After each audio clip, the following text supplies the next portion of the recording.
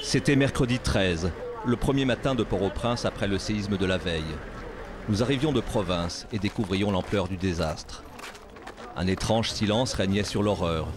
Une population hébétée, pas de cris, pas de sirènes, pas de secours, plus d'autorité, juste le chaos.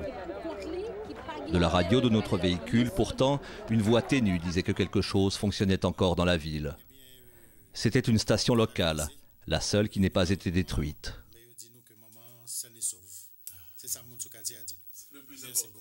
Ce que nous avons fait, nous avons ouvert le micro, nous avons dit il y a quelque chose qui vient de se passer, voici ce que c'est.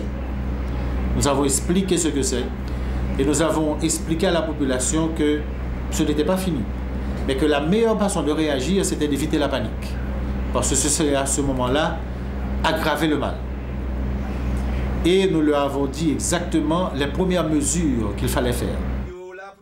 Rapprocher des familles, égrener des morts, annoncer des survivants, donner des conseils.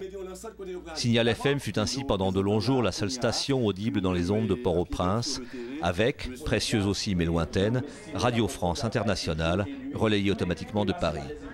Une parole rationnelle dans un monde qui ne l'était plus. On remercie Dieu parce qu'à chaque fois on a un message à passer et puis on reçoit un appel. Ah, merci Signal FM parce qu'on était en train de chercher notre fils, notre épouse, notre époux, notre frère ou notre proche de la famille. Mais finalement, grâce à vous, eh bien, on a pu l'atteindre. Là, c'était notre grande satisfaction. Aujourd'hui, Signal FM n'est plus seul. D'autres stations se font à nouveau entendre et l'on est entré dans une autre phase, bien loin pourtant de la normalité. En l'absence de toute autre structure, leur rôle est immense.